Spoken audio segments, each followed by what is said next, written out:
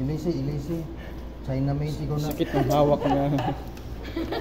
Made in China na. Ilisan tayo. Kaya kayo matutubo pa rin. Made in China dyan lagi. Iwan ko itong gagawin, sir.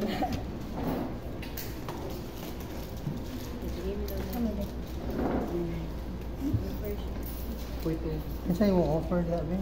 Puli-puli hit eh. Si Dream. Namugtaw na dyan yung kamot. Basta ha, by 10 lang ha, by 10. Okay, maglisod po po sa...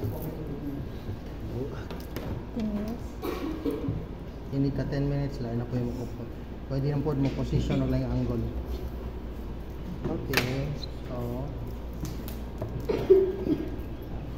so outline na.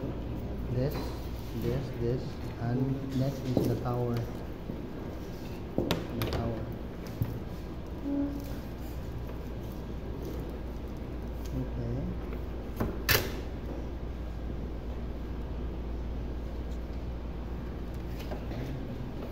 Next is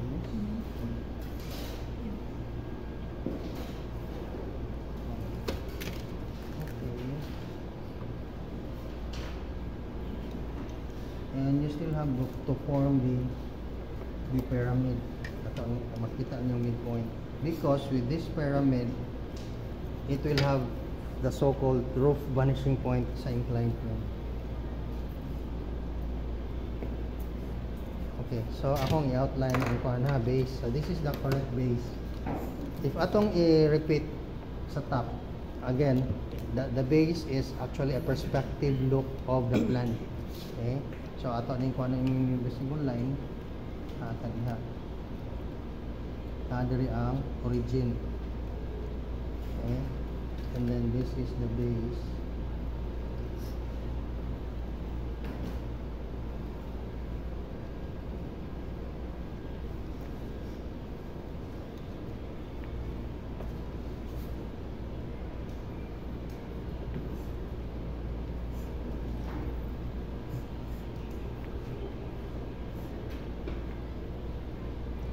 Dapat sa height, di na mo masayo paniki. Plate number 1 naman yun mo.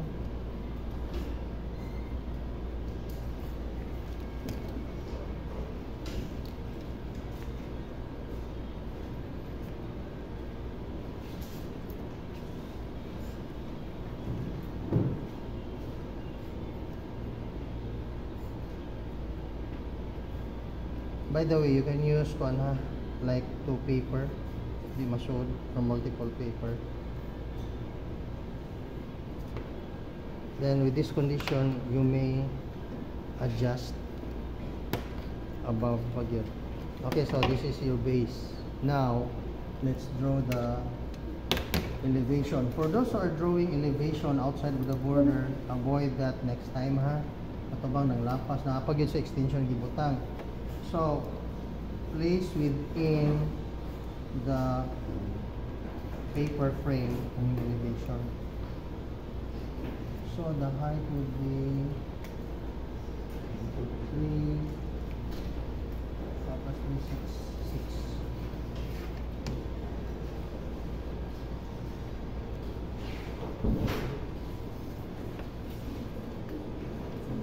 and ina to 10 plus 1.5.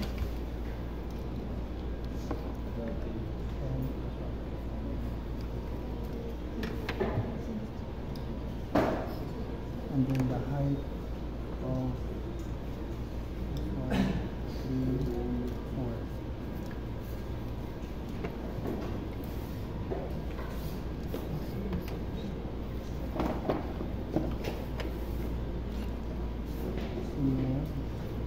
That's 8.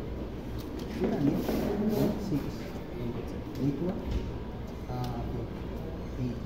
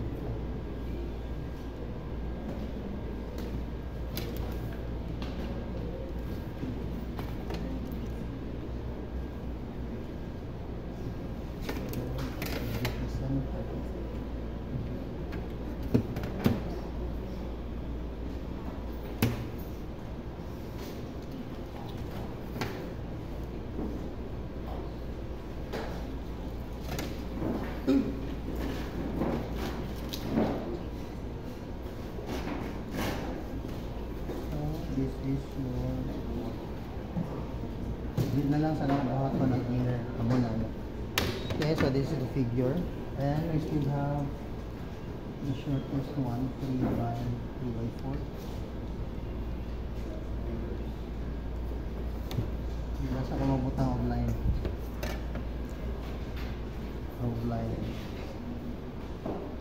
Okay. Now, so you can now project. So let's project the box, the base. So this is your ML.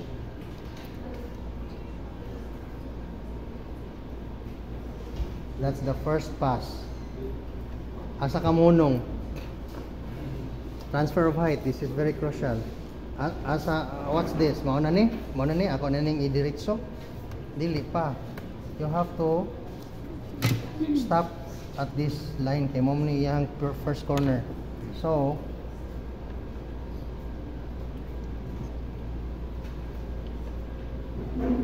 okay. So from here, passing through here, tani. And then you can now project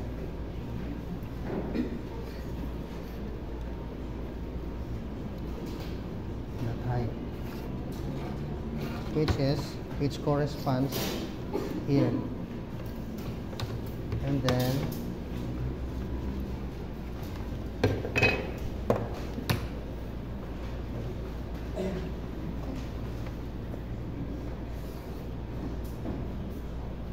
the ring. Follow naman lang tayo na erase ng mga verticals. And then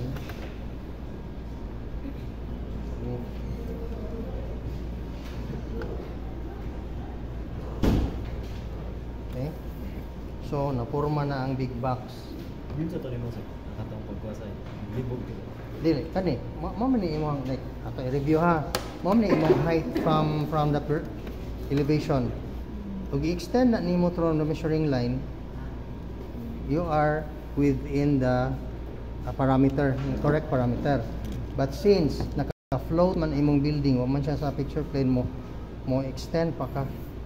And then find that intersection kani kana. Pag makuha na nimo dagan ka dire. Of course, naman kay base, dito na nimo pabutang babaw. And of course, naman kay base, that's why base is important of anything that you begin with. And then here, that height, imo ra nang i-follow, i-connect ra na. And then, of course, that is if you have the same height. But to the next box, which is lower, project na sad ka. Ani. Balik na sad ka sa imuhang ML, and then find a height here kani, since ang imong next point kana man para ma-determine ang height. Imo nang pangitaon dire, which is kana lang siya mo ng error sa alignment gamay. So if you'll do that, ha,